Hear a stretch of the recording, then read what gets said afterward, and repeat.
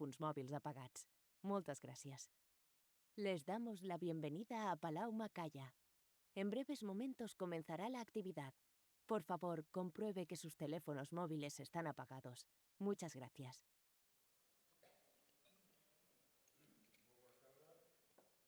Buenas tardes. Bienvenidos nuevamente a esta nueva sesión del ciclo que venimos organizando cada año con IEMET. Bueno, primero quería dar las gracias a ustedes por su presencia, en primer lugar, a la ponente, a la moderadora y a nuestros socios del IEMET, con los cuales es un placer trabajar.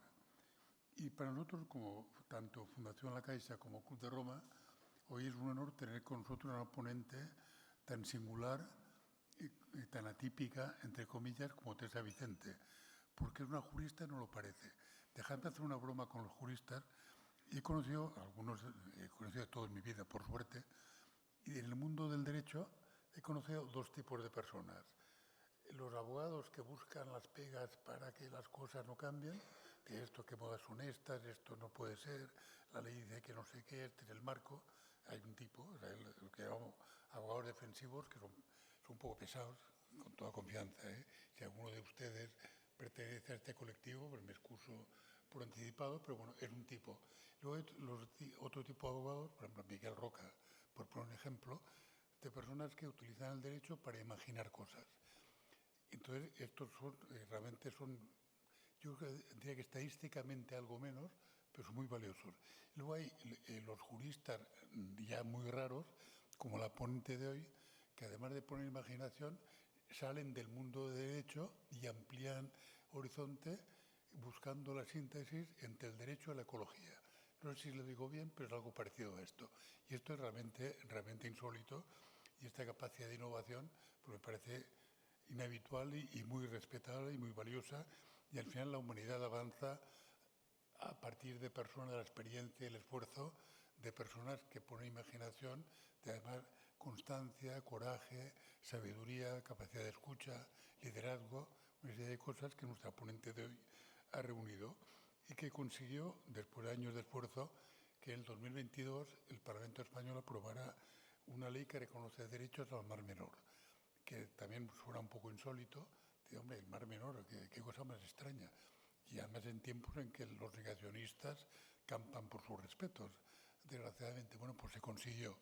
Y luego, reflexionando sobre esto, me ha hecho recordar lo que supuso en el año 89 la Convención de los Derechos del Niño, que es pasar de considerar a alguien objeto de protección, que es la situación respecto a los niños, hasta 1989, hace 4 días, a considerarlos sujetos de derecho.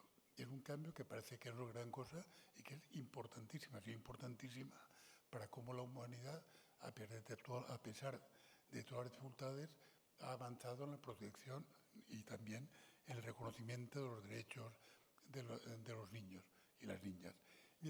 Lo que ha conseguido Teresa Vicente con el Mar Menor es creo una lógica parecida. El Mar Menor era objeto de protección y parece que hace ya varios decenios, y bueno, y así estábamos, que era, no era muy bien, así estábamos tristemente. Y en cambio, desde el 22 se abre una esperanza notable, porque había un cambio insólito y original en Europa, por lo que hemos aprendido, que es el de considerar al Mar Menor sujeto de derechos. Y esto realmente es muy importante. Y también me ha hecho pensar, y esto es una pequeña digresión pseudofilosófica, que en mi época en Argentina aprendí que los americanos, los nativos americanos, en buena parte de América del Sur, respetan, veneran o consideran a la Pachamama, la madre naturaleza, y con mucha filosofía, mucha convicción, mucho compromiso, y algo de las actividades de Teresa Vicente respecto al Mar Menor tienen que ver con lo que ancestralmente en América han hecho y han avanzado y han protegido, respetando y amando a la naturaleza de la que somos parte. Y en todo caso, insisto, es un honor escuchar hoy a Teresa Vicente y contar con una moderadora que le va a sacar seguro todo lo que, bueno, o buena parte de lo que Teresa lleva dentro. Muchísimas gracias.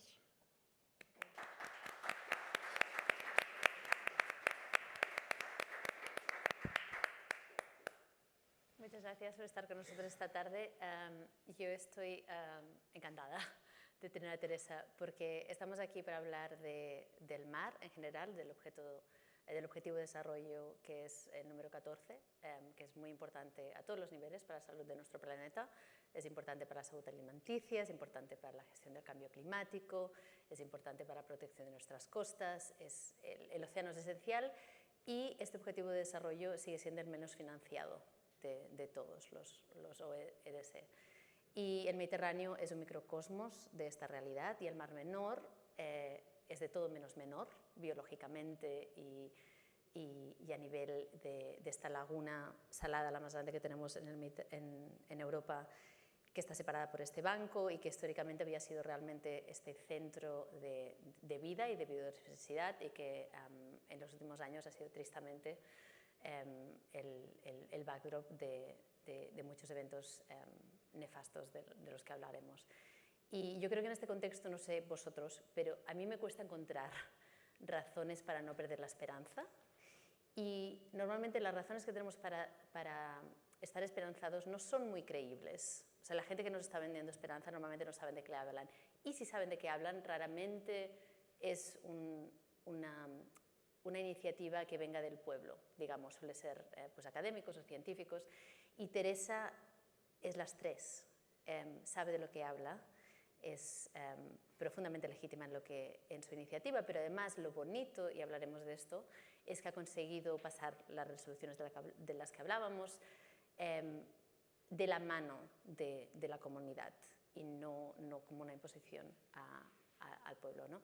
Entonces voy a tener que leer, porque Teresa tiene más logros que días del año, voy a leer unos cuantos solo para que veáis por qué estoy tan contenta, que podamos hablar con la directora y catedrática de Derechos Humanos y Derechos de la Naturaleza de la Universidad de Murcia, más de 30 años en esta labor, ganadora del premio Goldman al Medio Ambiente, que es como el Nobel de los ecologistas, lideró esta campaña de la que hablaremos más en detalle, recibió la Medalla de Honor al Voluntariado del Consejo de Europa en 2023 y ha sido reconocida por las Naciones Unidas y en muchas cumbres climáticas de las que también hablaremos. Y me gustaría empezar con qué fue el evento que desató en ti las ganas de pasar del mundo académico al tinglado en el que estás ahora, del activismo. Háblanos un poco de tu trayectoria. Bueno, sí, algunas veces me han preguntado, pero ¿cuándo has empezado a ser activista? Y yo digo, bueno, yo creo que nací así, porque yo he sido activista, pero jurista siempre. Por ejemplo, cuando yo he estado ejerciendo como abogada muchos años, 10 años, lo dejé por un problema de incompatibilidad con ser profesora en la universidad a tiempo completo. Cuando ya saqué mi plaza, pues tenía que elegir, no podía ser las dos cosas. Pero en ese tiempo, por ejemplo, yo apoyé a la plataforma de afectados por la hipoteca y bueno, presenté una objeción de conciencia en el juzgado porque yo como abogado había llevado desahucios, pero los desahucios no eran como son ahora. Los desahucios eran procedimientos declarativos en que la persona desahuciada pues tenía derecho a un juicio y en el juicio podía explicar, oiga, que yo no tengo dolo, que yo no es que no pague porque no quiero, sino porque nos hemos quedado sin trabajo en mi casa y no tengo dinero. Incluso llegábamos a acuerdos en los juzgados para que esa persona pagara poco a poco y en el momento del desahucio no era un momento tan doloroso como es ahora, que yo me he llevado a mis alumnos a los desahucios para que entiendan qué es eso, ¿no? Los momentos de los desahucios eran momentos comunitarios. Yo he estado como abogada en casa de la persona que iban a desahuciar y venía un vecino, todavía no estamos en el euro, ponía 1000 pesetas encima de la mesa de camilla y el secretario judicial ya tomaba nota y separaba el desahucio. Porque se demostraba que no había intención de estafar, de no pagar, sino que había una imposibilidad. Ahora mis alumnos han presenciado cómo en los desahucios, que no es que solamente sean en gente pobre, pero la gente rica como que le da vergüenza, ¿no? que presenten su desahucio. Entonces, hemos ido a desahucio, normalmente de barrios vulnerables, y ellos han visto cómo sacaban arrastrando a la gente de la casa, a la madre, a los niños, a personas mayores, y estaban un montón de coches de la policía. En los desahucios de antes no habían coches de la policía. ¿Por qué? Porque hubo una época, me parece que fue cuando estaba en el gobierno Aznar, en que se cambió la ley. Entonces, en vez de ser un procedimiento declarativo en el que podías exponer tus causas y el juez ver si había dolo o no había dolo, se convirtieron en ejecutivos. Los procedimientos ejecutivos no están pensados para las personas, están pensados para el comercio, en el que para no parar el comercio son procedimientos muy rápidos y no se mira el porqué. Solamente se mira, tú no has pagado en 3 meses, pues yo cojo y me quedo con lo tuyo. Y luego se convierte en un producto financiero todas esas casas. Entonces yo ahí fui activista, ¿por qué?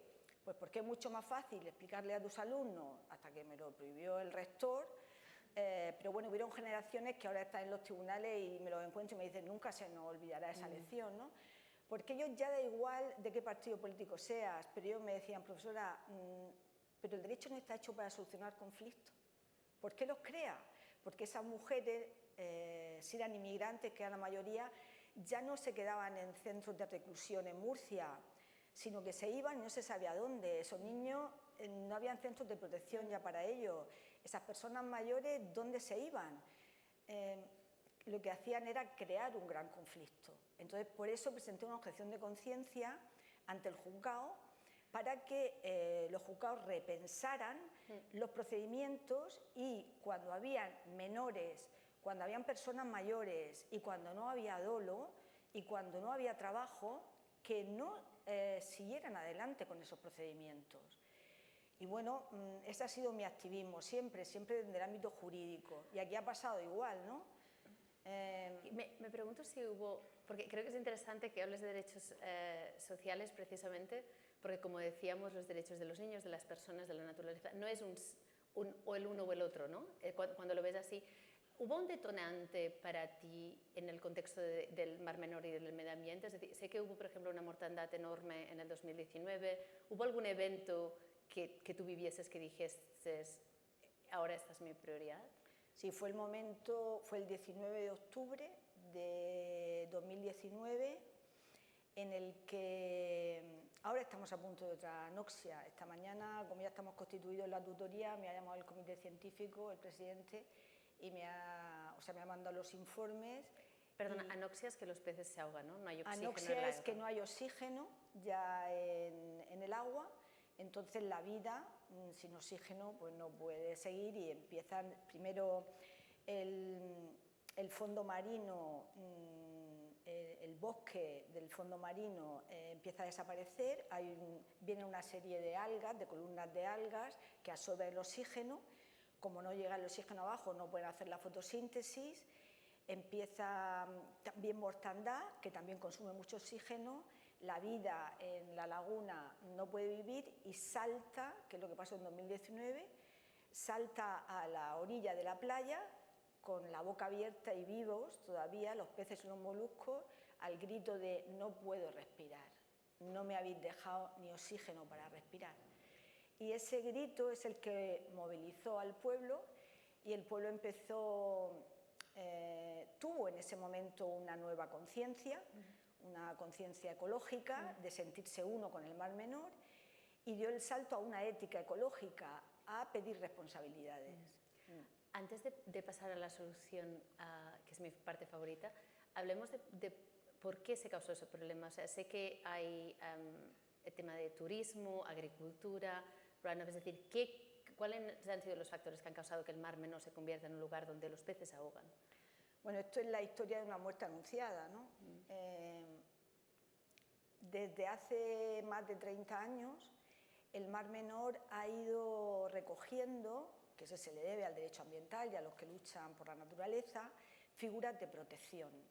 Ahora mismo el Mar Menor es el ecosistema que más figuras de protección tiene en España. Tiene protección internacional, tiene el Convenio de Barcelona, que es el convenio de protección de toda el área del Mediterráneo, es convenio Ramsar, que es también un convenio internacional muy importante,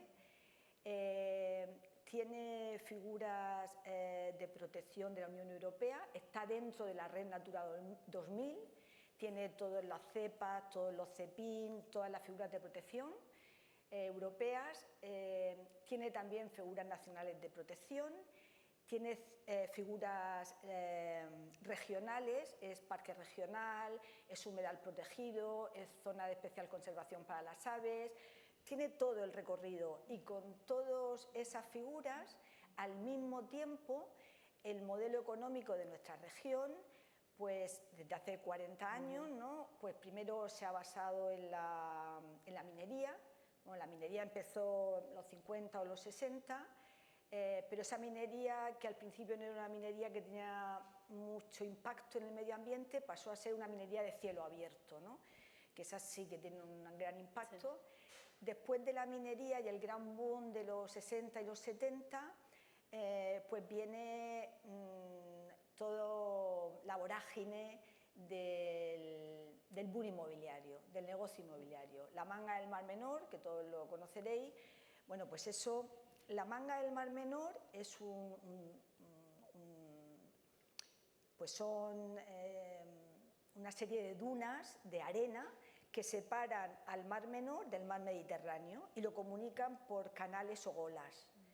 Entonces esas dunas, que no se deberían de haber tocado, están absolutamente invadidas por edificaciones sin ningún plan urbanístico y edificaciones que solamente se utilizan una vez al año, pero provocan un impacto muy grande.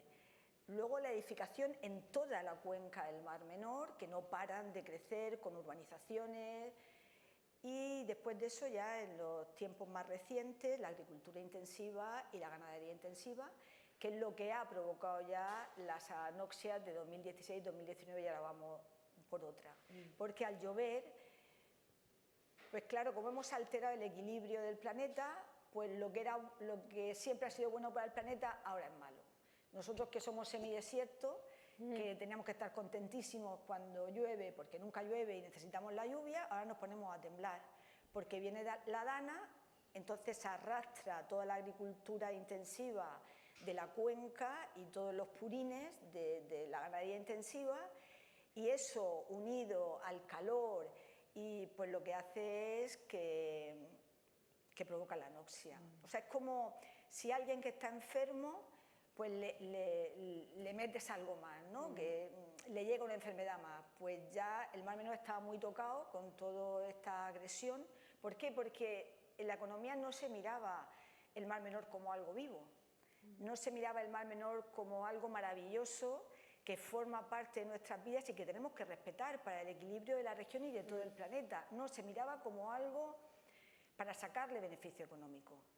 Pero eso no es porque seamos los más tontos, los murcianos, ni los más burros. Eso pasa en todo el mundo. Sí. Bueno, y en Cataluña creo que lo de construir demasiado en la costa lo tenemos, también somos expertos en el tema. El tema del turismo también, en todo el Mediterráneo, creo que es uno de los temas que tenemos más en común. Hablemos de la solución, hablemos de la alternativa, ¿no? Es decir, tienes este modelo extractivo, todas estas presiones. ¿Qué es el modelo de los derechos de la naturaleza? ¿Cómo es diferente al modelo que tenemos de defecto? Exacto, el derecho ambiental. ¿Cómo es diferente del modelo que tenemos así de base, que es el antropocéntrico? Sí. ¿Y cuáles son las consecuencias legales de cambiar de modelo? Bueno, las consecuencias legales ahora las explicaré, pero las ha explicado de una manera magistral el Tribunal Constitucional en la sentencia última que ha dictado sobre nuestra ley de los derechos del Mar Menor. ¿Cómo surge? Bueno, para no alargarme, mi tesis doctoral, cuando tú entras a la universidad con 18 años, pues tienes tanta fuerza que cuando te dicen que no, dices, pues ahora voy a por eso. Ahora ya no, la edad yo creo que es muy mágica en eso, ¿no? Entonces, yo entré en la universidad hija del estado del bienestar, ¿no? Yo entré en el año 81, España había pasado de una dictadura a una democracia social, yo había vivido el cambio en mi casa, vengo de una familia de abogados, pero de abogados progresistas, entonces el derecho lo ha explicado muy bien pues, el presidente del Club de Roma, que yo adoro el Club de Roma porque yo entré a la universidad con los papeles del Club de Roma en la mano, lo ha explicado muy bien, ¿no? Pueden ser abogados que lo que hacen es repetir la ley, son dogmáticos y repiten la ley, da igual que sea justa o injusta, da igual que haya cambiado la realidad, hay que seguir con la misma ley. O hay juristas que el derecho lo tienen como una ciencia y como algo que le ayuda a conocer una parte de la realidad, pero también le ayuda a poder cambiarla, ¿no? Y ese fue el caso de mi familia, ¿no? Mi madre fue una gran luchadora por los derechos de las mujeres porque mi abuela Paca era una mujer muy inteligente, pero no pudo ir a la universidad. Ella fue feliz porque mi abuelo la quería mucho, pero ella quería viajar con nosotros y no podía trabajar. Entonces mi madre sí fue a la universidad, pero fue la primera generación. Entonces ella pues había vivido esto y había luchado porque las mujeres tuviéramos nuestros propios derechos. Es lo que también nos han precedido contándonos de los derechos de los niños, pero es que la Convención Internacional de los Derechos de las Mujeres también es de los 80. O sea, nosotras hemos sido objetos jurídicos como los niños y como los pueblos indígenas hasta hace muy pocos años. Fijaros que estoy hablando de mi abuela. Entonces, y luego mi padre, pues él tenía el despacho, como en ese tiempo, los médicos o los abogados suelen tener los despachos en casa. Tenían casa muy grande, en un lado tenían el despacho y en otro lado tenían la oficina. Y entonces ellos hacían mediaciones por la tarde entre los abogados para desjudicializar las causas, ¿no? Entonces yo ahí me impregné mucho desde muy pequeña. Y claro, yo pues vi muchas causas que veía injustas. Cuando eres pequeño tienes mucha sensación de la injusticia, ¿no? Pero yo veía que ellos abrían canales, que la lucha de mi padre era por darle derechos a los trabajadores, porque cuando expropiaban una zona que estaba cerca de mi casa, que era como una barricada de gitanos, él lo que hacía era asegurar que esos gitanos iban a tener viviendas antes de desalojarlos.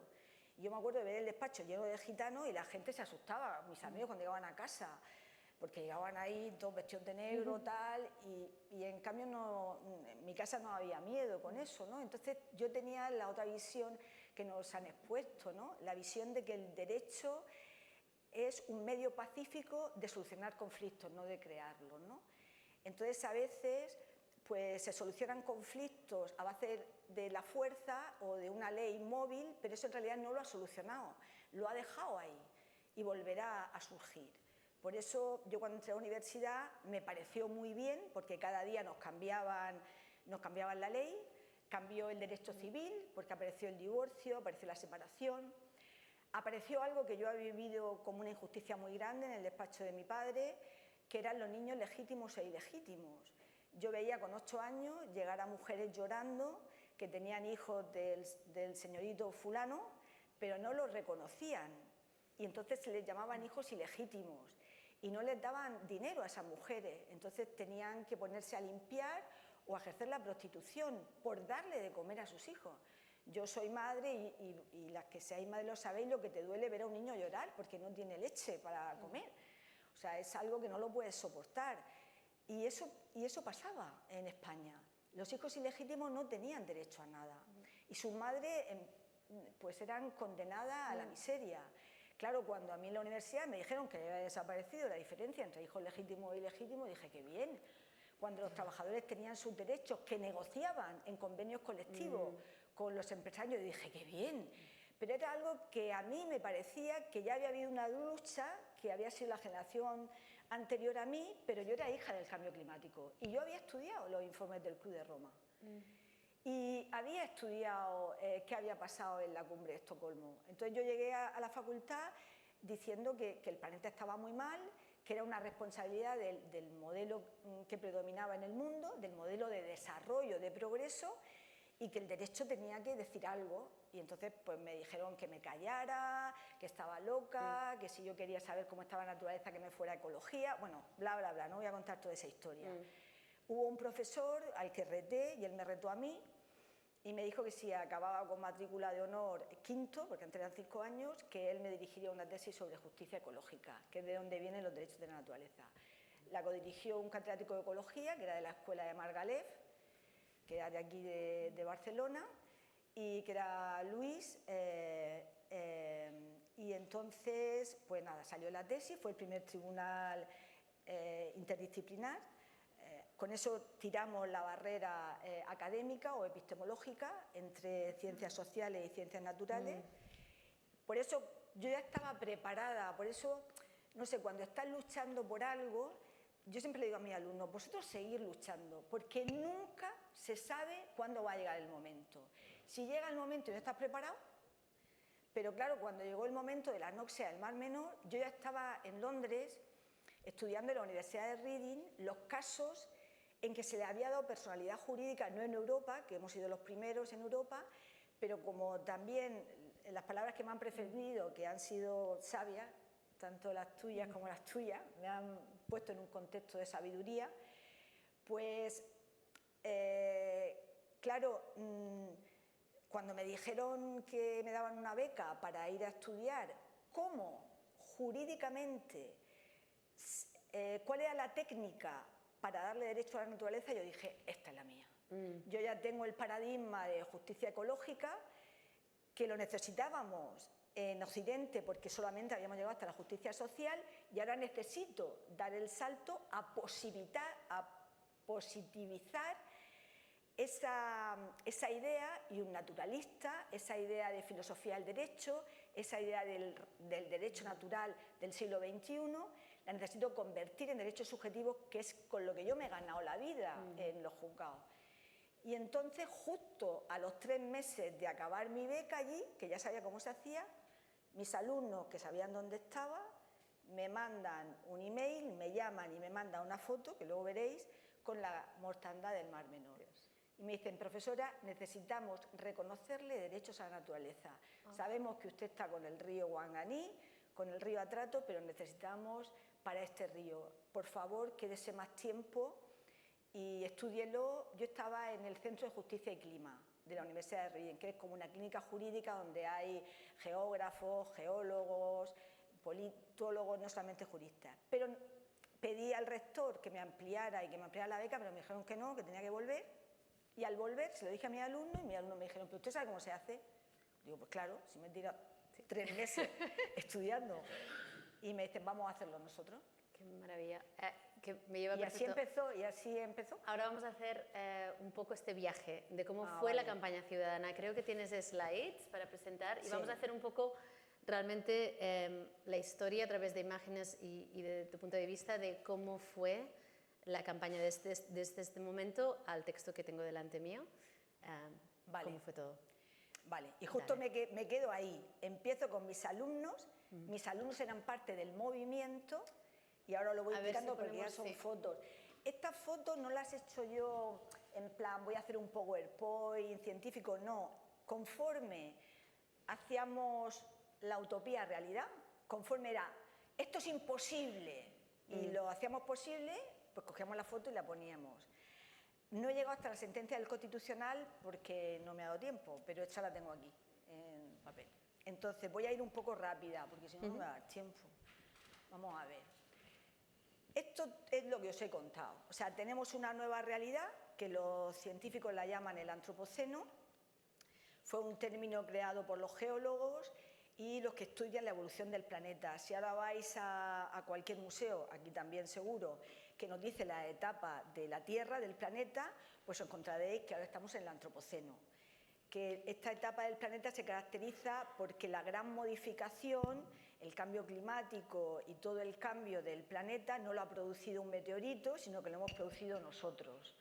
No con dolo tampoco, sino porque lo que predomina en el mundo es un modelo de progreso, un modelo basado en las finanzas y en el beneficio económico, que no ha visto la grandeza de nuestro planeta y que lo ha considerado un objeto. Entonces, eso es lo que nos lleva al momento en el que estamos. Por tanto, la justicia, que es la que tiene una visión crítica del derecho y la que permite crear nuevas cosas, ha creado el modelo de justicia ecológica. Y ese modelo de justicia ecológica nos permite decir que nuestra tierra tiene dignidad, que el agua tiene dignidad, que las montañas tienen dignidad, que nuestros ríos tienen dignidad y que tienen sus propios derechos. Y que nosotros lo único que tenemos que hacer es reconocerlos, como pasó con la Declaración Universal de Derechos Humanos, en la que reconocimos que las mujeres teníamos derechos, que la gente que no tenía dinero tenía derechos, que los indígenas tenían derechos y que los niños también. Entonces, nosotros hemos logrado ahora en la Asamblea, aunque no se ha cumplido, pero tenemos ahí la resolución, que la siguiente cumbre sería reconociendo que la naturaleza tiene derechos y entonces deberíamos caminar en el siglo XXI con la Declaración de Derechos Humanos y con la Declaración de los Derechos de la Naturaleza. Porque es como el último explotado. Los trabajadores, al tener derechos, al principio les pareció muy mal a los empresarios, pero ahora conviven con eso. Cuando las mujeres teníamos derechos, a los hombres les parecía muy mal, a muchos. Y también la economía parecía que se iba a caer, pero ahora todo el mundo está contento con eso. Entonces quiere decir que tenemos que caminar dentro de los límites de nuestro ecosistema. Tenemos que agradecerle al medio natural que gracias a él estamos aquí. Es el único planeta que nos permite vivir. Los ricos ahora se van a otro planeta, la NASA gasta muchos millones en ver si hay agua, pero es que aquí hay mucha agua. Este es el planeta del agua y está contaminada.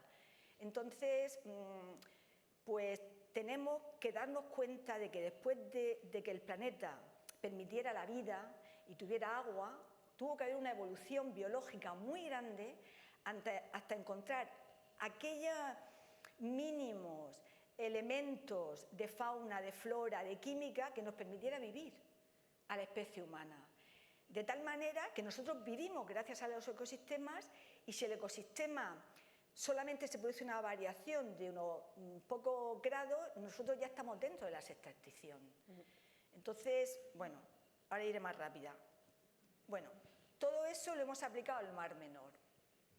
Ahí tenéis, le hemos dado derechos no solamente a la laguna salada, que este es el mar Mediterráneo, esto es el sureste de la península ibérica y estos son los 3 canales o olas. Y luego están las islas volcánicas que hay dentro. Pero también le hemos dado derechos a toda la cuenca, que son 1.600 kilómetros cuadrados. Porque el problema está en la cuenca. El ecosistema es todo. El problema está en que la cuenca vierte a la laguna. Y bueno, ahí la tenéis, ¿no? 1.600 kilómetros cuadrados de cuenca y 135 kilómetros cuadrados de cuerpo de agua. Esto es lo que ya os he contado. Esto ha sido la muerte anunciada, actividad minera, planes de urbanismo incontrolado, sistema de alcantarillado deficitario, de todo el crecimiento, agricultura intensiva, las granjas de cerdos, que yo me acuerdo cuando íbamos al Mar Menor. Yo me acuerdo de 2 cosas. Primero, que mi padre se enfadaba mucho porque no veía, porque había tantos insectos que no veía al final. Y también, y nosotros decíamos, ¡ay, baja las ventanas que vamos a mar! ¡Ay, se huele a mar! Y ahora, baja las ventanas que se huele a cerdo. Y no hay ni una mosca cuando llegamos. Eso es peligrosísimo, que ya no hayan insectos, ¿no? Y bueno, pues eso es lo que ha pasado. Esta es la manga del Mar Menor ahora. Dios. Esta es la manga del Mar Menor ahora. Y esto no se utiliza. Se utiliza pues unos meses al año, ¿no? El resto, si vais a la manga, está desierto. Bueno, esto sobre todo fue en los años 70 y tal. Ahora, ¿qué pasa ahora? Bueno, ya os he dicho que la minería paró, pero todavía hay un caso ahora en el juzgado que se llama la Balsa Jenny, que está personado ya el Mar Menor. ¿Por qué? Porque como no cerraron bien, entonces ahí también hay un problema pues de esas redes empresariales que incluso a los abogados nos cuesta mucho desenredarlas, ¿no? Cuando te metes resulta que se ha muerto no sé quién, el otro se había pasado no sé cuánto, el otro se lo había dado a la región de Murcia para que la cerrara bien, entonces el otro se lo dio a... Total, que hay muchos que no están bien sellados y sigue vertiendo a la laguna. O sea que todavía tenemos el problema de la minería. Y luego está la agricultura intensiva. Pues también yo he conocido esto sin agricultura intensiva y sin ganadería intensiva. Entonces tú lo que veías era un montón de animales que iban haciendo su recorrido, ¿no? Y pues una ganadería extensiva que iba de un sitio a otro. Ahora no puede, porque se han cargado todo eso. El suelo, yo he aprendido mucho aquí, porque desde la tesis que le hice en ecología, pero yo ahora en la mayoría de los paneles hay científicos, entonces yo me he enamorado del suelo. O sea, el suelo es una maravilla, la vida que hay en el suelo. Si nosotros hubiéramos dejado el Mar Menor como lo conocimos, claro, si somos semidesierto, ¿cómo vamos a coger 4 cosechas al año? Eso es a base de meterle nitrato, fosfato, entonces matas el suelo, aparte de que impides que haya insectos, impides la ganadería extensiva y, bueno, no me puedo detener más aquí, pero ese concierto del suelo, que me han explicado mucho en La Laguna, que está hace poco, especialistas en el suelo, de que el suelo le pregunta a la vegetación qué necesita y ella le dice, pues necesito nitrato, entonces ellos le fabrican nitrato, necesito fosfato y le fabrican fosfato, pero claro, si tú lo asfixias y le metes todo eso que viene de Marruecos y viene del Sáhara y lo asfixias, pues al final no habla el suelo, tú has perdido ese lenguaje. Y bueno, pues se pierde toda la fauna, un desastre, aparte de que te da ganas de llorar cuando ves este nuevo paisaje. Bueno, estas son las fábricas de cerdos. Bueno, pues las fábricas de cerdos no paran de crecer, eso es una cosa que es como una fiebre que ha entrado. Claro, ya lo que me dicen mis hijos es, mamá, los cerdos que están ahí, mis hijos ya son mayores, pero los cerdos que están ahí no salen nunca. Y yo le digo, no, nacen y mueren ahí. Con lo único que son los cerdos, los cerditos, es que nacen y mueren ahí. Y cuando se llevan los purines, se llevan los cadáveres también. O sea, meten aquí a los cerdos, por aquí les dan de comer y ahí se ha acabado la historia. Y luego todos los purines pues van a parar también al Mar Menor. Ahora quieren hacer lo del biogás, que eso es otra movida que tenemos ahora. Y estos son todas las figuras de protección que os he dicho antes, ¿no ves? Internacionales, de la Comunidad Económica Europea, de la Unión Europea, de España, de la región de Murcia, todas las que tienen. Pero esto ha pasado. O sea, todas las figuras de protección en manos de la administración, todas las administraciones, central, autonómica, regional, y esta es la foto que me mandaron mis alumnos. Pero mis alumnos llorando, ¿no? Profesora, por favor, no se venga, tenemos que darle derechos al Mar Menor. Bueno, ellos eran parte de un movimiento social que nació con la muerte del Mar Menor, nació con el grito de no puedo respirar. Mató el 85% de... Sí. Y bueno, este es el abrazo al Mar Menor. En esos 130 kilómetros de agua, kilómetros cuadrados, resulta que ahí nadie se preguntó, ¿tú eres de derecha? ¿Tú eres del PP? ¿Tú le votas a la izquierda? No se habló de política, nada. Y no dijimos nada porque ahí no mandaba nadie. Pero nadie habló de política. Todo el mundo hablaba, soy el Mar Menor. Y todos nos cogimos de la mano diciendo, soy el Mar Menor. En toda esa campaña que hicieron también, esto es lo que he contado, ¿no? Ellos en las plazas empezaban a citar a políticos, a científicos, a decir, ¿por qué nos habéis engañado? ¿Por qué está muriendo el Mar Menor? ¿Por qué no decíais que todo iba bien? Y darnos soluciones. La de los derechos de la naturaleza llegó y empezaron a coger firmas enseguida. Yo el primer día que hablé eso, que fue el cambio, la gente empezó a sonreír, los niños empezaron a aplaudir. El Mar Menor tiene derechos, lo entendieron. La gente lo entendió en un momento. La mayoría de la gente no había ido a la universidad o eran muy pequeños. Los que no lo entendieron fueron los intelectuales, fueron la administración, pero el pueblo lo entendió y solamente me preguntaba, ¿se va a quedar con nosotros hasta el final? Y yo le dije, pero si ya llevo 30 años, claro que me voy a quedar. Y bueno, pues el movimiento surgió ahí. Bueno, eso es cuando estamos ya dentro del Congreso, con la iniciativa legislativa popular que sale de la Constitución, del artículo 87.3, que dice que el pueblo puede proponer una ILP. Esa ILP, los artículos en la Constitución, luego lo desarrollan leyes ordinarias o leyes orgánicas. Aquí lo desarrollaban 2 leyes. Esta es la nacional, pero primero, como nosotros queríamos hablar en nuestro territorio y que los responsables nos dieron una explicación, hicimos la iniciativa legislativa regional.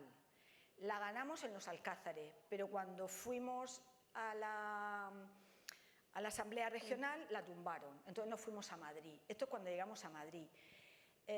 Vamos todos con las mascarillas porque todas las firmas había que hacerlas de puño y letra, no valía online. La gente tenía pánico de coger un bolígrafo que había cogido otro, tenía pánico de salir a la calle, pero conseguimos no 500.000, sino casi 640.000. Wow. Cuando llegamos al Congreso salió la ministra, ahora está en Bruselas, pero ya la ministra de... También nos criticaron, bueno, dijeron una mentira, pero yo ya, con el bagaje que tengo, cuando la crítica es una mentira, tampoco gasto mucho esfuerzo. Yo digo, eso es mentira, eso no es verdad, y ya caerá. O sea, dijeron que nosotros nos habíamos conchavado con el PSOE y por eso fue la ministra a recibirnos. Yo la única llamada que hice al Congreso, como estábamos con COVID, fue: vamos a ir 8 personas, porque la ley dice que tenía que haber una comisión, vamos a presentar lo que llevo aquí en el brazo, es la primera proposición de ley, que cuando la haces tienes que llevarla y registrarla para ver si esa ley está bien o no. Y lo único que llamé fue al registro para decirle: somos tantos, estos son los DNI, déjenos pasar al Congreso. Pero luego cuando llegamos, luego si queréis yo lo cuento, pero no me queda largar, tuvimos un altercado ahí con las banderas, con la policía, y entonces yo creo que por eso salió la ministra, o porque alguien le habrá dicho que estábamos ahí, no lo sé. Pero nosotros, a los políticos, dijimos que si nos querían ayudar muy bien, pero cuando llegáramos allí con la ley. Pero bueno, esa fue nuestra entrada en el Congreso. Bueno, esto es porque cuando me preguntan cuál fue el momento más difícil de todos esos meses. Bueno, llegamos en agosto de 2021, teníamos que conseguir 500.000 firmas, pero no llegábamos ni a 300.000, que era mucho, era muchísimo para el momento en el que estábamos, pero entonces yo ya empecé, la gente empezó a preguntarme: profesora, ¿y si no llegamos, qué hacemos? Y yo dije que llegamos, pero también tomé mis medidas, ¿no? Fue cuando pedí una dilación, que la concedieron enseguida. También tomé un ejemplo de Barcelona, porque aquí en Barcelona, en la época esta del COVID, a una ley se le había dado una ampliación de 3 meses y me basé también en ella para eso. Pero esto sobre todo es porque cuando dicen que la naturaleza no habla. Nosotros sin este grito, sin este segundo grito de Mar Menor, no hubiéramos conseguido las firmas. Pero ese día de agosto de 2021 el Mar Menor volvió a gritar: no puedo respirar. Y allí se desató la locura. Mira, tuvimos que venir 3 veces a Madrid, bueno, estamos en Barcelona, ir a Madrid con una furgoneta porque no dábamos abasto con las firmas. Ya nadie preguntaba, y eso de los derechos de la naturaleza, que era lo que preguntaban al principio, que está bien porque así se enteraban, ¿no? Nadie preguntaba, todo el mundo: queremos firmar, queremos firmar. Aquí en las Ramblas eran un montón de mesas, un montón de firmas. Bueno, este fue el grito del Mar Menor que convertimos nosotros en el grito de los derechos del Mar Menor. Hasta el presidente del gobierno firmó. Estábamos en todos sitios. Bueno, esto es cuando llegamos a la oficina del censo electoral. Somos la comisión promotora y a la única que nos llamó fue a la sirena del Mar Menor. ¿Por qué? Una de las cosas que nos pasó, no os voy a contar muchas porque no hay tiempo, pero yo creo que esta es importante, es que el gobierno regional, a la cátedra, nosotros queríamos dinero público. Teníamos bancos que querían ayudarnos y tal, pero nosotros queríamos dinero público para la cátedra de Derechos de la Naturaleza, que fue anterior a la ILP. Y nos dieron 15.000 euros, cuando casi todas las cátedras tienen como mínimo 50.000. Pero nosotros dijimos: vale, 15.000 euros, con que sea público. En el momento que empezamos a recoger firmas nos lo quitaron, el dinero. Entonces, todo esto lo hicimos sin un duro. Pero entonces empezó a venir de todo el mundo, pues directores de cine, ella es una acróbata que se convirtió en la sirena del Mar Menor, vinieron un montón de países, hay un himno al Mar Menor, que ese tiempo luego lo ponemos, pues con Miguel Ríos, con Rosalén, con todo.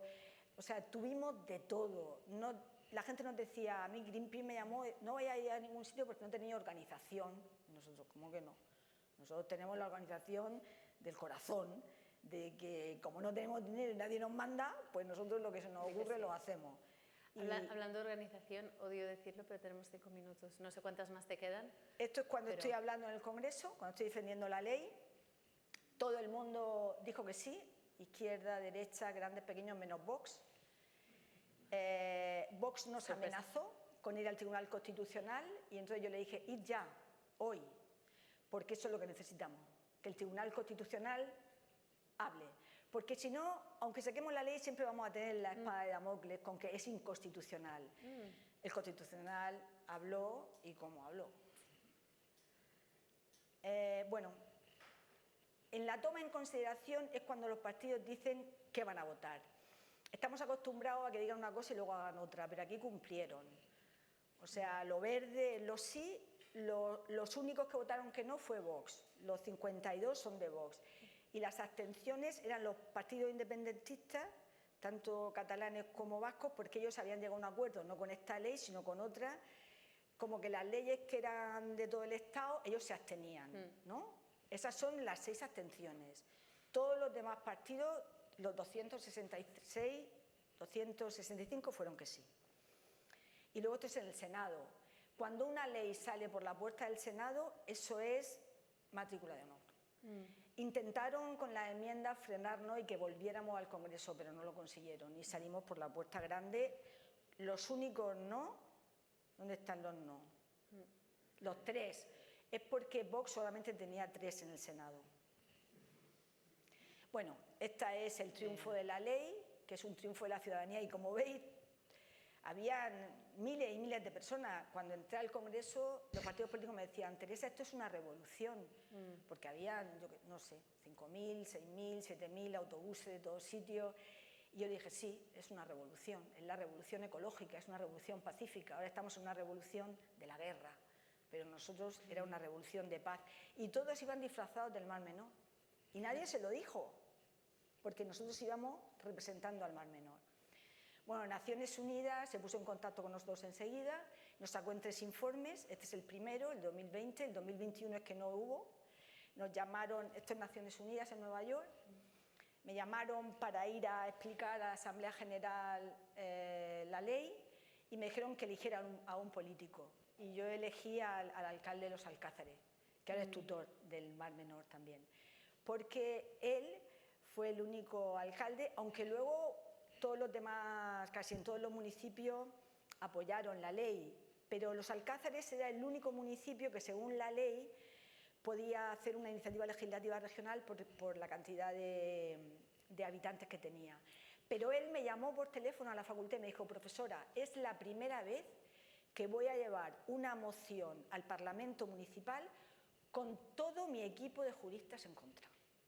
Wow.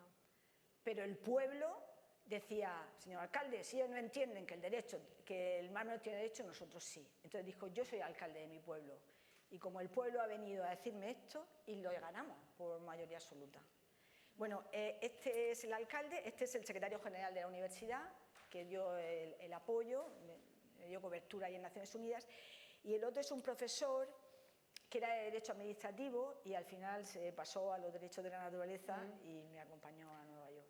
Esto es mi defensa ahí en la Asamblea General de Naciones Unidas, junto con el alcalde de Los Alcázares. De ahí salió otra resolución. Bueno, aquí le dedico 3 páginas al Mar Menor. Esta es nuestra ley, ya terminó. Esta resolución es muy importante, si queréis luego hablamos de ella. Logramos que la Asamblea General dijera lo que queríamos, lo de la Declaración Universal, que la próxima, que sería en abril pasado, no sería ya antropocéntrica, sino sería centrada en la Tierra. Al final no lo hizo, yo estaba allí en la Asamblea General porque la Unión Europea y Estados Unidos se negaron a que fuera en la Asamblea General. Pero en la Asamblea General es el único sitio donde puede salir una Declaración Universal. Pero bueno, eso está ahí y seguimos luchando por ella. Y luego en el último minuto logramos, esta ya es la última, que es muy importante que los derechos de la naturaleza estén dentro de la Convención de Biodiversidad. Porque es como decirle: vale, nosotros tenemos estos derechos por ahora en la Declaración Universal de Derechos Humanos, pero vosotros, la biodiversidad, tenéis vuestros propios derechos.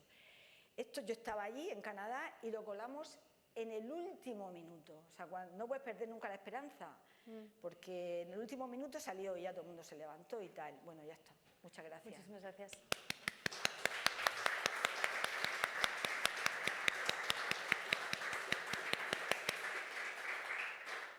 Merecidísimo aplauso. Yo voy a tener una pregunta más y luego vamos a abrir. Quería asegurarme que hay tiempo para preguntas porque seguro que las hay. Felicidades. Bueno, y sobre todo gracias. Mi pregunta es, ahora ha pasado la ley, pero que una ley pase y que se aplique, como comentábamos, no es lo mismo. Entonces, me gustaría, como última pregunta, preguntar, ahora la ley ha pasado, pero ¿cuáles son los bloques que aún tenemos? ¿Por qué no se está implementando? ¿Cómo se podría? ¿Y cómo es que una ley sea pro naturaleza, pero que el gobierno, las instituciones siguen siendo antropocéntricas? ¿Cómo funciona eso? ¿Y cuáles son tus objetivos a corto plazo para este año? Porque sigues, como decíamos, muy Sí, metida ahora soy tutora del Mar Menor. Exacto. Hasta diciembre. Digamos, ¿qué falta por aplicar y en qué nos estamos focalizando a corto plazo? Bueno, vamos a ver, la ley, yo os aconsejo que las bajéis de internet porque es muy fácil. A mí una de las cosas más bonitas que me han dicho cuando voy por la calle es: profesora, la única ley que entendemos. Y como jurista es muy importante, porque yo pienso que las leyes las debería entender todo el mundo, porque nos dicen lo que tenemos que hacer y si no lo hacemos conforme a la ley nos meten a la cárcel o tenemos que pagar dinero. Entonces, hacer leyes que no entendemos ni los juristas, y entonces ahí estamos jugando con la interpretación. Entonces, estoy muy orgullosa de haber redactado una proposición de ley en la que la gente me dice que la entienda. Es que estaba escrita para que la gente la entendiera, porque nadie en pleno COVID se juega la vida para firmar una ley que no entiende. Entonces, bueno, hay dos artículos en esta ley, que son el 6 y el 3, que es para implementar la ley. El formato de la ley es muy fácil. Vamos a ver, en derecho, en técnica jurídica, el derecho es una ciencia y tiene sus técnicas. Por eso cuando alguien dice, eso no puede ser, digo, dirás que tú no eres capaz de hacerlo. Es como a un médico que le dicen, este trasplante no puede ser. Dirá, bueno, será que tú no puedes, pero yo sí puedo. Entonces, decir que no puede ser algo en derecho, bueno, es que, no sé, nosotros sí que... La técnica es la siguiente. En derecho, para darle derechos subjetivos a alguien, a una persona o a una entidad, necesitas tener personalidad jurídica, ¿vale? Como un título. Entonces, la personalidad jurídica... Cuando empezó la democracia en el siglo XIX, después de las revoluciones liberales, se le dio a los hombres blancos y con dinero, a los burgueses, a los ganadores de la revolución y a sus corporaciones.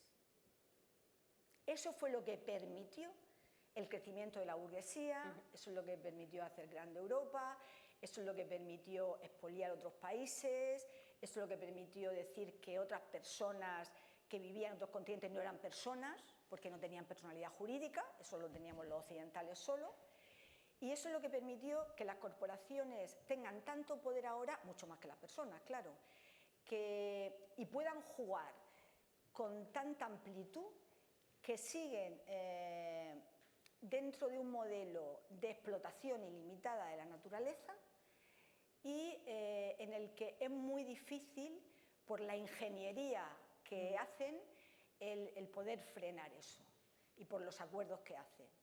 Entonces, claro, si ahora el problema ya no lo tenemos, entre comillas, porque siempre hay problemas, pero no lo tenemos con los obreros, porque los obreros tienen sus horas de trabajo, por lo menos en la democracia, no lo tenemos con las mujeres, porque hay muchas mujeres, nosotras somos mujeres, en la universidad la mayoría es alumnas, o sea, tenemos derechos, podemos estudiar, podemos viajar, podemos trabajar, los niños tienen derechos, pero ¿cuál es el último explotado aquí? La naturaleza. ¿Y cuál es el centro de la vida? ¿De dónde viene la vida? Ya lo expliqué al principio, de la naturaleza. ¿Y qué es la naturaleza? Que es la típica pregunta filosófica. La naturaleza es, como también se nos ha dicho en la presentación tan bonita, la naturaleza es la ecología. Nosotros en Occidente aprendemos por la ciencia.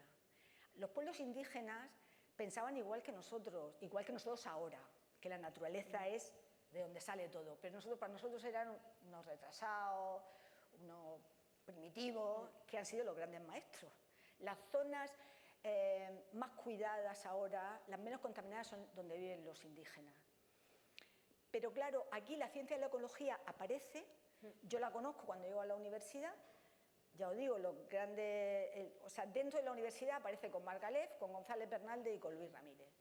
Llega la ecología y nos dice, aquí hay un error que arrastramos siglos desde la edad moderna. que no es la naturaleza un objeto por un lado y el ser humano por otro, sino que el ser humano está dentro de la naturaleza, dentro del ecosistema, que depende de él y que impacta su conducta en él. Igual que si la naturaleza enferma, impacta en el ser humano. Y eso es transversal a todas las ciencias. Eso fue lo que me impulsó a mí a luchar, y aunque me decían que eso no era, que no podía ser y qué tal, a abrir eso, ¿no? El comprender con la fuerza de la juventud esa realidad. La gente lo entendió cuando lo del Mar Menor. Entonces, esa nueva generación de derechos de la naturaleza es la solución radical para un peligro radical. Yo ahora vengo del consejo que ha hecho el gobierno para un pacto estatal frente a la emergencia climática. Y bueno, allí yo estaba en el grupo de científicos, lo que más se decía era adaptación. Lo grave que era la situación, claro, necesitaban que todos los científicos dijeran, sí, es verdad, ¿no? Era lo que comprobábamos los científicos, que estamos ya metidos dentro, no es que tengamos que esperar, no, ya estamos aquí. Y bueno, pues eso, los niños ya en el colegio, cuando llegue, le van a decir dónde se tienen que meter, cuándo la alarma, toda esa adaptación. Mitigación, hoy muy poca. Y no se habló de los derechos de la naturaleza, cuando el día anterior, eso fue la semana pasada, ¿no? Sí. El día anterior nos habían dado otro premio, el premio a la mejor política mundial, por esta ley, a la mejor política mundial para sostener el planeta y las generaciones futuras. Yo hablé con el gobierno, por supuesto, con el secretario de Estado, fueron 4 ministros y el presidente del gobierno, pero ahí no se habló en clave de derechos de la naturaleza. Al final logramos meterlo, como hemos logrado siempre, en el último minuto, en el punto 9 de los científicos, que esperemos que salga en este pacto de Estado, ¿no? Los derechos de la naturaleza. ¿Por qué? Porque la clave es totalmente diferente. Si tú le preguntas a los ecosistemas marinos, porque como nos ha explicado muy bien mi compañera, estamos en el ODS de los sistemas marinos, si tú le preguntas a un ecosistema marino, porque esos son los derechos de la naturaleza, si el sujeto de derechos es la naturaleza, hay que preguntarle a ella. Que la naturaleza no habla, claro que habla, el Mar Menor no gritó. Hasta si tú tienes una maceta, claro que te habla, tengo sed, necesito comida, no estoy a gusto aquí. Hay veces que cambia una maceta y la lleva donde hay más luz y vuelve, ¿no? O sea, la naturaleza claro que habla. Ahora lo que hace es que grita, porque hemos roto su armonía. Entonces hay que preguntarle a la naturaleza. Claro, si le preguntamos a los ecosistemas marinos nos dirán, yo no quiero inteligencia artificial, porque me calienta, porque gasta demasiada energía, y yo lo que necesito es que gastéis poca energía, porque los ecosistemas funcionan con que cada elemento utiliza el mínimo de energía para poder vivir y el resto lo libera. Eso me lo explicó a mí Margalef y no se me ha olvidado, cuando tenía 20 años. Y nosotros hacemos lo contrario, máxima energía, máxima energía. La inteligencia artificial, y yo soy científica, será bueno para algo, pero ahora estamos todos con la inteligencia artificial. Ahora tenemos que estar muy contentos porque han colocado un monstruo de inteligencia artificial en el norte, que solamente hay 4 en el mundo, necesita estar a 200 y pico grados centígrados bajo cero. O sea, ¿qué hace? Necesita agua fría y como no hay agua fría, tiene que buscar agua fría. Pero es que ya se están deshaciendo en la Antártida los icebergs. Gasta tanta energía, mucha más de lo que nosotros podemos consumir. ¿Necesitamos eso para vivir o necesitamos un planeta sano para vivir? ¿Por qué no hablamos de mitigación y de derechos de la naturaleza? Yo no soy especialista en inteligencia artificial, sí he consultado al Comité Científico del Mar Menor antes de venir, no me quiero meter en eso porque no soy especialista, pero lo que sí sabemos todos es que gasta mucha energía y que necesita agua fría. Y eso no nos lo podemos permitir ahora que estamos en pleno cambio climático, y como eso, el consumo ilimitado, y como eso, el que tengan personalidad jurídica todos los que explotamos la naturaleza, los consumidores, como nosotros, y las grandes empresas, pero no tenga derechos quien nos da la vida. Eso no podemos seguir con eso, y esos son los derechos de la naturaleza. Y eso es lo que consigue esta ley, ¿no? Lo que explica esta ley. Primer artículo, el Mar Menor tiene derechos. ¿Por qué? Porque lo decimos nosotros. Igual que en el siglo XIX se dijo que las corporaciones tenían derecho y no son nada, son un trozo de papel, son muy poderosas, pero en realidad no son nada. Ni las fundaciones, ni la universidad. Si desaparecemos todo en una fundación, en la universidad, hasta que un juez no disuelve el papel, sigue existiendo. Pero a la naturaleza le demos papel, no le demos papel, le demos ley o no le demos ley, está ahí. Entonces, eso es algo que nos tiene que hacer repensar cuál es el lugar del ser humano en el mundo. No es el lugar que se dijo en el siglo XIX y que ha legalizado y legitimado el derecho durante 200 años. Es el lugar de cuidador. La primera obligación, antes que derechos humanos, de los humanos es cuidar de nuestra tierra común. Y eso es lo que dice, primero, tiene derecho el mar menor, ¿por qué? Porque lo decimos nosotros. Segundo, si tiene personalidad jurídica, que es lo que le damos, personalidad jurídica al mar menor, así, de corto lo decimos. Segundo artículo, al tener personalidad le podemos dar derecho, vamos a darle derecho. Derecho a vivir, derecho a la protección, derecho a la recuperación. Si tiene derechos, tendrá que poder ejercitarlos. Dos maneras de ejercitarlos, el 3 y el 6. El 6, todos somos el mar menor. Todos los que estáis aquí sois el mar menor. Los que están en el Polo Norte son el mar menor. Los indígenas son el mar menor. Toda Europa es el mar menor. ¿Por qué? Porque todos los seres humanos somos parte de los ecosistemas. Entonces, ¿por qué va a poder defender el mar menor solamente unos cuantos? Todos. Y el 3 es el que todos nos gritaban cuando ya vieron que habíamos triunfado. La gobernanza, yo le tenía mucho miedo a la gobernanza. ¿Por qué? Porque si hemos tenido al mar menor 40 años en manos de la administración, con todas las figuras del derecho ambiental, y se ha provocado esto, ¿por qué tienen tanto interés otra vez en gobernar el mar menor? Había que hacerla porque estamos en un Estado de Derecho y si no hubiéramos sido un grupo anarquista que no hubiéramos tenido el apoyo de todo el mundo. Hicimos esa tutoría. La gobernanza son 3 tutorías. A mí fue el artículo que más me costó, siempre con ayuda, ¿no? Con ayuda pues del movimiento y de gente que sabía mucho derecho, hay gente que sabe mucho derecho y que este modelo le gustó. Entonces yo pues igual podía llamar a un activista, que podía llamar a una amiga que es jueza o que podía llamar a alguien para pensar, ¿no? Pensar en clave de esta nueva técnica jurídica. Entonces hicimos 3 tutorías. Este también es el esquema que siguen en otros países, ¿no? en otros continentes, en los de la Pachamama, que le han dado personalidad jurídica a ecosistemas. Una tutoría científica, bueno, un comité que tiene un tutor, que es el comité científico, otro comité que es el de guardianes, que ese es el más grande, que ahí están. Los guardianes son los que están más cerca de ese ecosistema. Ahí están todos los alcaldes de todos los pueblos ribereños del Mar Menor.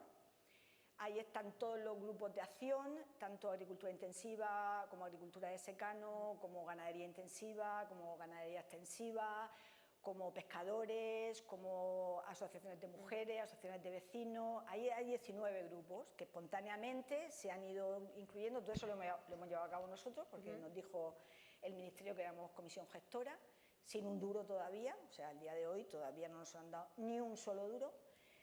Entonces montamos las 3 tutorías. Para montar las tutorías tenía que hacer un real decreto, un reglamento, el Ministerio de Transición Ecológica, y tenía que pasar un procedimiento muy complicado. Nosotros seguimos el procedimiento, íbamos pasando, tenías que consultar al Consejo de Estado, a no sé qué, los informes que eran negativos nosotros los rebatíamos, porque ahí somos 4 juristas en el comité.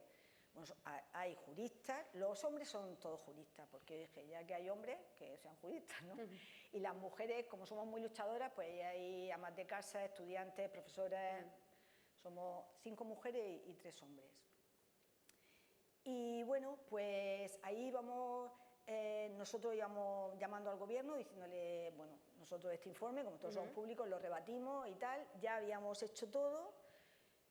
Nos llamaban a Madrid, fuimos a Madrid a hablar con la Secretaría de Estado y al final, después de ver que ya se había hecho todo para darnos el reglamento, seguían sin dárnoslo. Entonces yo hablé con el secretario de Estado y le dije, mire, no nos tome el pelo porque nosotros llevamos mucho tiempo luchando por esto. A nosotros nos cuesta dinero venir porque todavía no nos han dado ni un duro, aunque somos ganadores. pero no nos gusta que nos tomen el pelo. Entonces, díganos por qué no dictan ya el Real Decreto. Y ahí, entre unos y otros, ya dijeron claramente que iban a esperar a la sentencia del Tribunal Constitucional.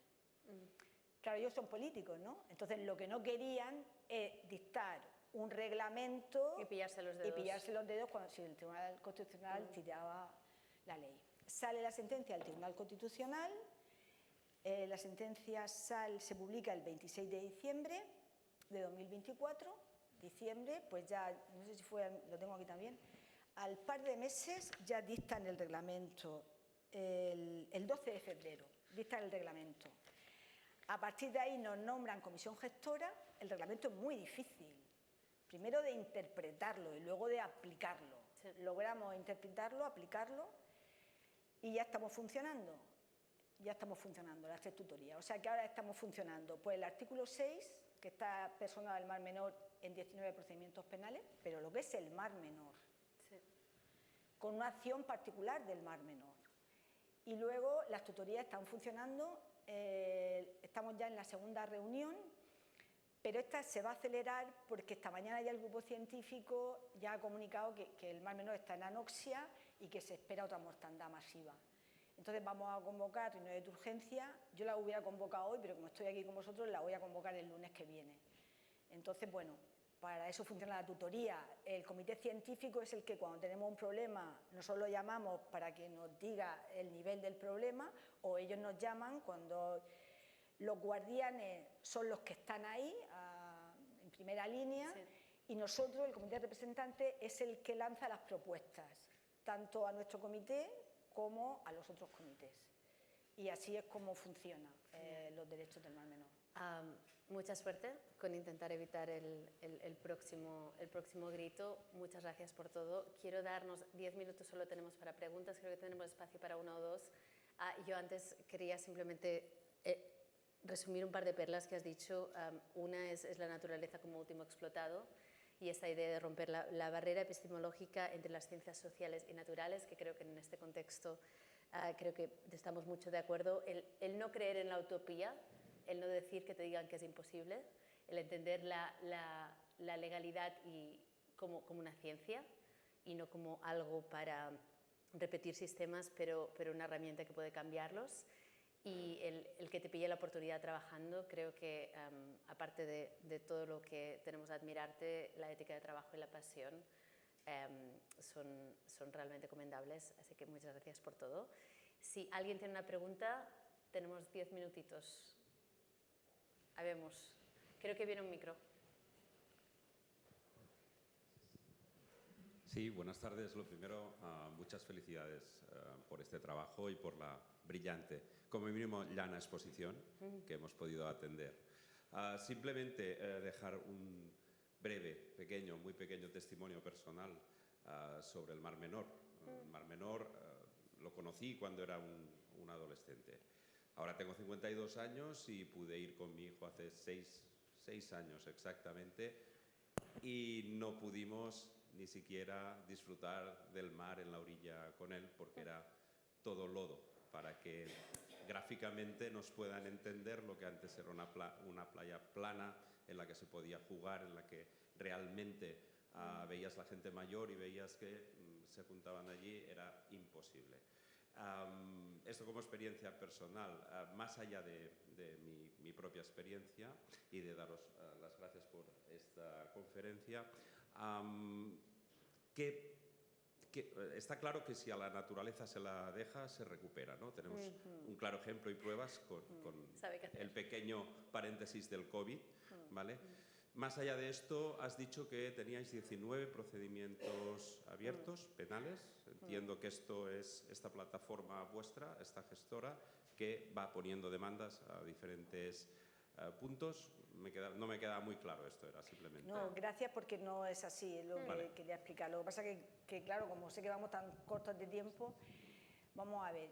Esto viene de un gran caso que pasa antes de que saliera la ley de los derechos de la naturaleza, que se llama el caso Topillo. Se llama el caso Topillo porque una vez que ya empieza a movilizarse la ciudadanía y ya empieza a no creerse nada y ya Pues tanto la Confederación Hidrográfica, que es la que tiene que estar atenta a la cuenca y a la laguna, como la administración local y los juzgados, que no veían nada, pues de repente empiezan a ver, ¿no? Y empiezan a abrirse procedimientos. Y entonces se llama topillo porque empiezan a encontrar, la Guardia Civil empieza a encontrar pozos ilegales, escondidos, por eso se llama topillo. Entonces se abre un gran caso. Pero claro, ese gran caso afecta a muchos políticos que también están denunciados, ¿no? Por hacer la vista gorda y por no cumplir con la vigilancia que tenían que cumplir. Entonces lo que pasa es que ese caso se trocea. Eso es lo peor que le puede pasar a un procedimiento, porque un procedimiento es fuerte cuando procesa a 100 y pico y a no sé cuántos políticos, pero cuando tú empiezas a dividirlo, este para el juzgado este para el juzgado este para el juzgado este. Pero tuvimos la suerte y cuando sale la ley, empezó un juez de instrucción de Cartagena que se da cuenta de que el mal menor es una persona, porque está en la ley y es una persona jurídica. Entonces, cuando él ve que empiezan a llegar a conformidades el Ministerio Fiscal con la empresa o con el político o con quien sea, o que no tiene pruebas suficientes, yo no voy a juzgar al fiscal, pero si el fiscal no tiene pruebas suficientes, siempre el juez tiene en nuestro derecho la oportunidad de a la persona dañada decirle, bueno, el fiscal no ve pruebas para poder hacer tu defensa, ven tú aquí y te defiendes tú. Entonces él dijo, pues lo puedo hacer con el mar menor. Entonces llamó al mar menor y ahí empezamos a entrar. Entonces, pues, ¿qué pasó ahí? Que por un lado, él en los 3 procedimientos fue el que llamó y por otro lado, nosotros nos hemos personado en todos los procedimientos que nos hemos enterado.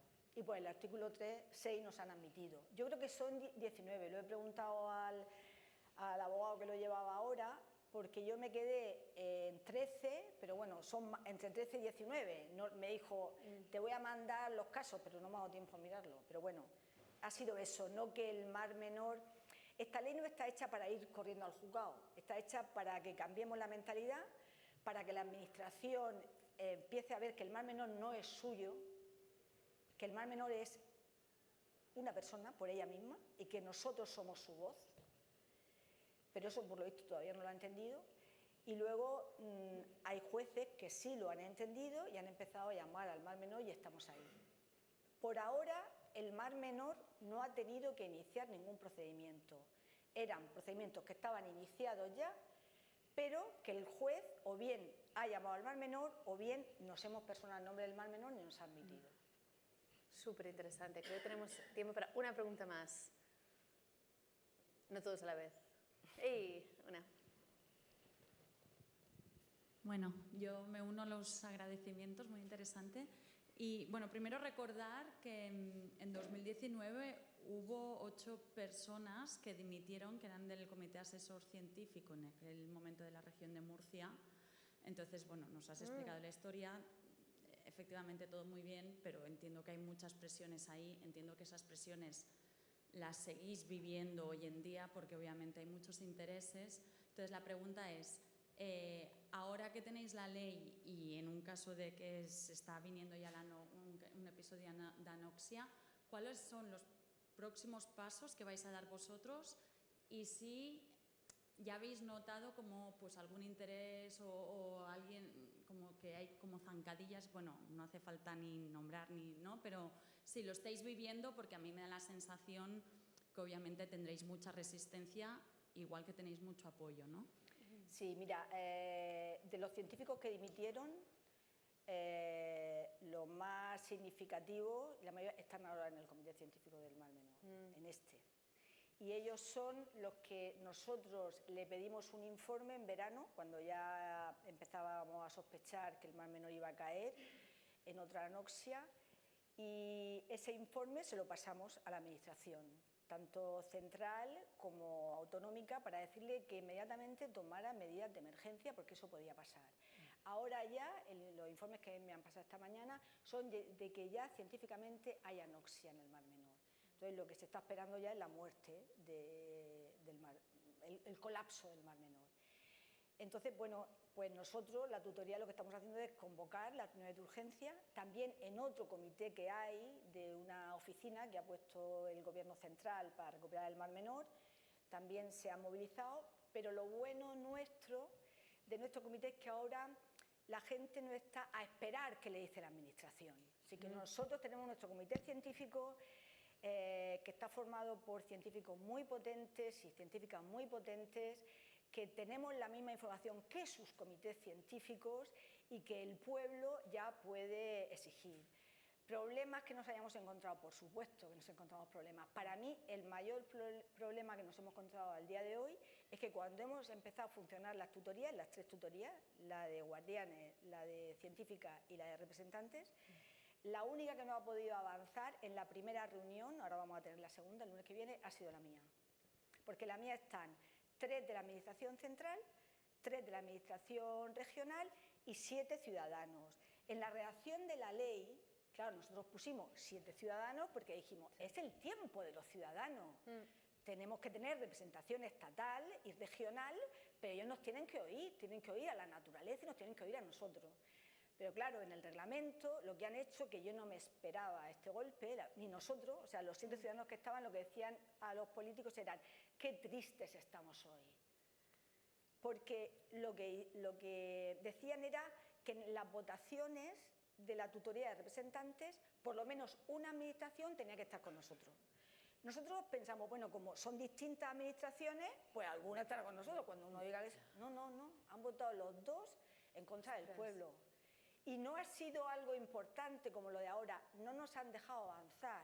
Lo bueno es que las otras 2 tutorías se han avanzado. La reunión anterior era simplemente para el reglamento que ha hecho el Ministerio de Transición Ecológica, que está aquí, este reglamento. Nos dijeron que a la comisión gestora más trabajo, pero no dinero, claro, que nosotros hiciéramos el trabajo de adaptar este reglamento a cada uno de los comités. Claro, nosotros como somos 4 abogados y a lo mejor no sabemos mucho de todo, pero de esto sí, porque hemos estado desde el principio, lo hemos hecho. Pedían cosas muy difíciles como darle, que nos parecían bien, un número de identificación fiscal al Mar Menor, pero claro, ellos no descolgaron el teléfono para llamar a Hacienda. Y nosotros hemos estado 3 días enteros negociando en Hacienda, porque cuando llegamos a Hacienda nos dijeron, ¿pero vosotros estáis locos o qué os pasa? Si aquí nosotros no tenemos casilla. Le hemos tenido que explicar todo el proceso, explicarle la sentencia del Constitucional, lo ha visto el jefe, que no llegaba nunca el jefe, nos ha pedido un montón de papeles. Cuando a ellos no les hubiera costado decir, esto lo he dicho yo, pues los llamamos. Entonces, no solamente eso, sino que no nos han dejado avanzar. O sea, lo fácil que es en las otras 2 comités, y fíjate que los alcaldes son todos del Partido Popular, menos el de los Alcázares, que es el tutor. Pero ellos han avanzado todo.